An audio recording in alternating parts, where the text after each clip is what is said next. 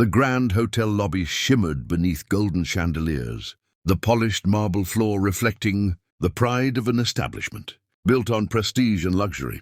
Every corner smelled faintly of expensive cologne and polished oak. Every uniformed staff member moved with rehearsed grace, and every guest who walked through those glass doors was judged silently before they were even greeted. That afternoon, as the revolving door creaked slowly open, a woman stepped inside who didn't fit the silent standards of elegance the hotel lived by.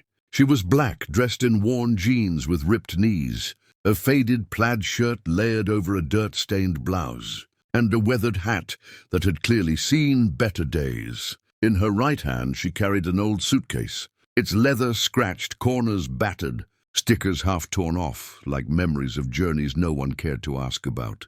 Heads turned. The bellboys paused mid-step.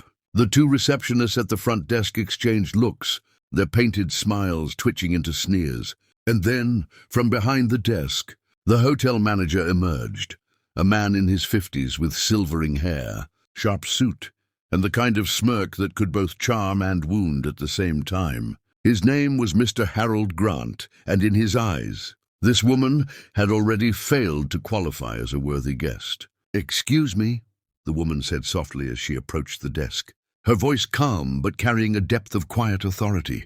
She placed her suitcase down and reached into her pocket for a folded reservation slip. "I have a booking here. It should be under Johnson." The receptionist in the red blazer snorted under her breath and nudged her colleague, who giggled like a schoolgirl overhearing a joke. "A booking?" she whispered sarcastically, not caring if the woman heard. "Maybe at the motel down the street, not here."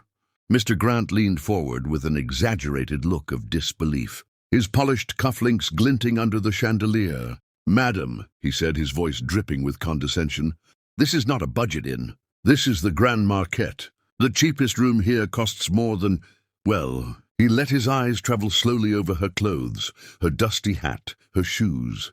Let's just say it. "Costs more than whatever you're wearing." The staff behind him laughed, loud enough to echo across the lobby, and several guests, lingering on the leather couches, turned their heads to watch. The woman, whose name was indeed Johnson, didn't flinch. She didn't lash out or break down, though the heat of humiliation flushed across her skin as strangers' eyes pierced her.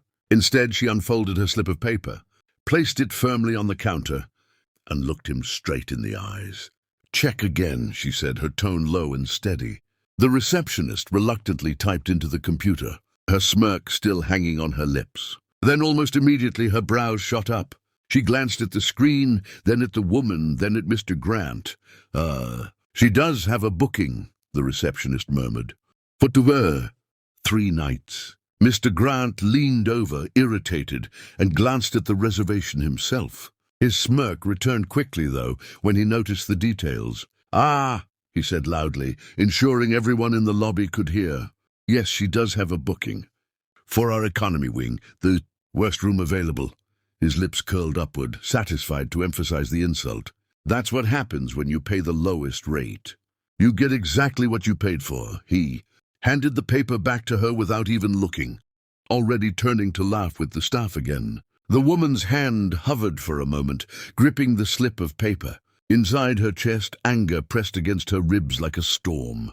But she swallowed it, channeling it into silence. She nodded slowly, her dark eyes glinting, and simply said, "I understand." Without another word, she picked up her suitcase and followed the bellboy who had been reluctantly summoned to lead her to her room. The laughter behind her trailed like a cruel shadow, echoing in her ears as she walked down the marbled hallway. But what none of them knew, not Mr. Grant, not the giggling receptionists, not the wealthy guests smirking at the scene, was that Johnson was not who she appeared to be. Beneath her worn clothes and tired exterior was a woman of immense influence and hidden identity. She wasn't just a traveler scraping by. She was the owner of one of the largest hospitality investment firms in the country, a silent partner who bought struggling hotels and turned them into empires. Her company held shares in dozens of chains, and the Grand Marquette itself was under review for acquisition. This trip wasn't just a casual stay, it was an unannounced inspection, and the staff who had mocked her, dismissed her, and reduced her to the worst room had just revealed their true character in the ugliest way possible. That night, Johnson sat on the squeaky bed of her assigned worst room, its wallpaper peeling at the edges, its air conditioner rattling with every gust. She ran her hand along the mattress, thin and stiff, and looked at the ceiling, where a water stain had spread like a map of hidden mistakes. She thought about the manager's laughter, the way his finger had jabbed at her like she didn't belong. She thought about the staff's cruelty, their eagerness to follow his example.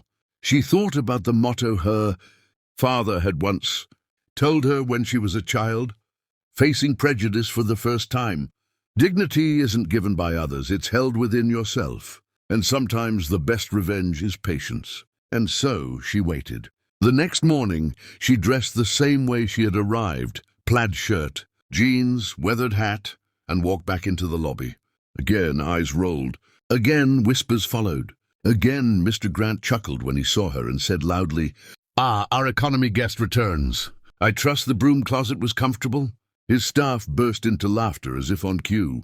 Johnson simply smiled faintly and said, "Very comfortable, thank you." Then she left the hotel for the day. What none of them noticed was where she went. She spent the afternoon in the corporate district, sitting in a gleaming high-rise office, where her assistant had laid out the acquisition files for Grand Marquette. She reviewed every detail, every financial weakness, every staffing issue, every potential for growth. By the time she returned to the hotel in the evening, her mind was set. Tomorrow would be the day the truth revealed itself. Tomorrow, the manager who mocked her would learn exactly who she was. And as she walked past the front desk, luggage rolling behind her, she caught the manager's eye and held it for just a second longer than usual. Her expression was unreadable, but her silence was louder than any words could have been. The following morning dawned with the same golden sunlight filtering through the crystal chandeliers of the Grand Marquette's lobby, where businessmen in tailored suits sipped overpriced coffee, tourists posed with their luggage, and staff bustled about in crisp uniforms, rehearsing their artificial smiles. But to Johnson, who had endured their laughter, their mocking, and the humiliation of being dismissed as unworthy this morning, wasn't just another day in the hotel, it was the moment of reckoning. She had risen early, dressed again in her rugged plaid shirt, jeans and worn hat, deliberately keeping the same appearance that had caused them to sneer, because she wanted them to see her exactly as they first judged her before learning the truth. As she wheeled her suitcase across the marble floor toward the desk, she caught the eyes of the same receptionists from before, who immediately elbowed one another and whispered, their voices coated in cruelty. Mr. Harold Grant, the manager, spotted her from across the lobby and approached with his signature arrogant smirk, straightening his tie as though preparing for battle. "Well, well," he said loudly enough for the surrounding guests to hear. "Our economy guest survived another night in the dungeon, I see. I trust you found your humble accommodations adequate. Don't worry, we didn't expect you to last in a place like this. Most people who belong here can't afford it anyway." The staff laughed again, their voices echoing beneath the chandeliers like a chorus rehearsed in disdain. And several guests chuckled along, as though cruelty had become the hotel's form of entertainment. But Johnson did not flinch. Instead, she tilted her head slightly, letting a slow smile creep across her lips, not of submission, but of control. She calmly set her suitcase down, rested her hands on the counter, and said in a voice that was soft yet commanding, "Actually, Mr. Grant, I think it's time we had a proper conversation, not as guest and manager, but as equals, or rather, as something more." The words puzzled him, but before he could respond with another insult, the glass doors of the hotel swung open, and in walked two sharply dressed executives carrying leather briefcases, followed by a woman in a navy blue skirt suit with the aura of authority radiating from her presence. They strode confidently toward Johnson, ignoring the astonished staff, and greeted her with warm respect. "Ms. Johnson," one of them said, bowing his head slightly, "we're here for the site inspection, as scheduled." The acquisition contract is ready for your review." The entire lobby froze. The whispering stopped. The laughter died mid-breath. Mr. Grant blinked, his smirk collapsing into confusion. "Acquisition contract, Miss Johnson," he repeated, his voice faltering, as though his tongue had suddenly lost the ability to form words. The receptionists looked at each other, their painted smiles wiped clean, fear dawning on their faces. Guests shifted uncomfortably, sensing something monumental was about to unfold. Johnson straightened her back and removed her hat, revealing eyes that now burned with the authority she had hidden. She turned to face the stunned manager and spoke clearly, her voice carrying across the hushed lobby. "Yes, Mr. Grant, allow me to reintroduce myself. My name is Evelyn Johnson. I'm the founder and CEO of Johnson Hospitality Group, the firm that owns shares in over 30 luxury hotels across this country. I came here unannounced, dressed as I am, to see how your staff would treat a guest they thought unimportant, a guest who looked different, who didn't fit your image of wealth. And you failed." The gasp that rippled through the lobby was almost physical. Guests leaned forward, staff members paled, and Mr. Grant stumbled backward, his arrogance crumbling into panic. You CEO," he stuttered, his voice cracking. This must be a mistake." But Johnson's executives immediately opened their briefcases, laying documents on the counter, official contracts, reports, and the acquisition proposal that bore her signature. The woman in the navy suit spoke firmly. "Effective immediately, Johnson Hospitality Group will assume controlling interest in the Grand Marquette. A review of staff conduct, training and management will follow. Ms. Johnson's decision today will determine who stays employed here." The receptionists clutched their uniforms, their eyes wide with terror. Mr. Grant's face drained of color, beads of sweat forming on his temple as he stammered. "Ms. Johnson, please, I didn't mean, this was all a misunderstanding. Surely we can forget this little incident." His voice had lost all its former confidence, reduced to begging like a man stripped of power. But Johnson's gaze was unyielding. "A misunderstanding?" she said coldly. "You pointed at me, mocked me, and humiliated me in front of your staff and your guests because of how I looked. You reduced me to the worst room and taught your team to laugh at someone you believed beneath you. That is not a misunderstanding, Mr. Grant. That is your character. And in this business, character determines service, reputation, and survival." The silence in the lobby was deafening. Even the ticking of the grand clock on the wall seemed louder as everyone waited for her next words. Johnson inhaled deeply, then turned to the staff and guests alike. "Hospitality is not about chandeliers, marble floors, or expensive suits. It is about dignity. Every guest who walks through those doors deserves respect, no matter what they wear, where they come from, or what room they can afford. If a manager cannot understand that, then he has no place in this industry." She shifted her gaze back to Mr. Grant, who now looked like a man standing on the edge of a cliff. "Effective immediately," Johnson declared, her voice like steel. "You are relieved of your duties. Security will escort you out." The room erupted in gasps. Mr. Grant's mouth opened to protest, but before he could, 2 security guards approached quietly, firm hands guiding him toward the exit. His desperate voice cracked as he cried, "Please, Miss Johnson, give me another chance. I was wrong. I didn't know who you were." Johnson's reply was sharp as lightning. "That's the point. You should never need to know who someone is to treat them with respect." The words struck like thunder, and as Mr. Grant was led out, the receptionists trembled in their places, tears brimming in their eyes. Johnson turned to them, her expression softening only slightly. "You laughed when your manager mocked me. You encourage cruelty, but I believe in second chances, provided you learn from them. You will undergo retraining under my new management team. If I ever hear of such behavior again, you will be dismissed instantly. Do you understand?" They nodded furiously, their voices barely audible as they whispered, "Yes, Miss Johnson, we're sorry." "Miss Johnson." Finally, Johnson addressed the stunned guests, her presence commanding yet warm. "What happened here is a reminder to us all.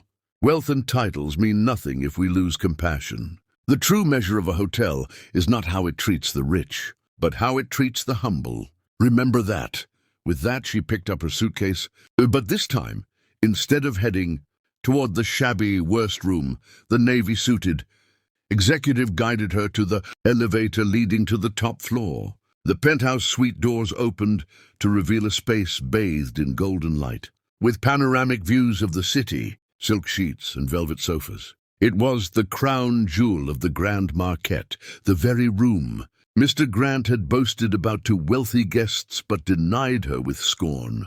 Johnson stepped inside, her fingers brushing across the polished wood of the desk, the fine curtains swaying softly in the breeze. For the first time in 2 days, she allowed herself a quiet smile, not out of vengeance, but out of victory for dignity. She whispered to herself, as though speaking to the memory of her father, "Respect is the true luxury. Everything else is decoration." As she stood at the window, looking down at the glittering city, the entire staff below buzzed with shock, fear, and awe. Her name spread like wildfire across the hotel. Evelyn Johnson, the black woman they mocked, was the new owner of their future. And though some trembled at her power, others felt a strange sense of hope. Because maybe, just maybe, this hotel would finally learn what true hospitality meant. The story didn't end there. Later that evening, Johnson held a meeting with the staff in the grand ballroom. She spoke not as a CEO towering above them, but as a leader determined to reshape their culture. "You are the face of this hotel," she told them. "Every guest who comes here remembers you before they remember the chandeliers. I will invest in you, train you, and reward you, but in return, you must promise me this: never again will you mock, belittle, or humiliate another human being. Not in this hotel, not under my name." The staff erupted into applause, some moved to tears. Even the receptionists who had laughed at her bowed their heads, grateful for forgiveness. A new era for the Grand Marquette had begun. And as Evelyn Johnson lay that night in the comfort of the suite, she knew that the humiliation she had endured was not in vain. She had exposed arrogance, taught a lesson, and transformed cruelty into change. Sometimes, she reflected, the greatest power lies not in revealing who you are immediately, but in waiting until the truth matters most. The woman who had been given the worst room now owned the entire hotel, and the world would never forget the day they mocked her, only to learn she was the one holding the keys to the suite.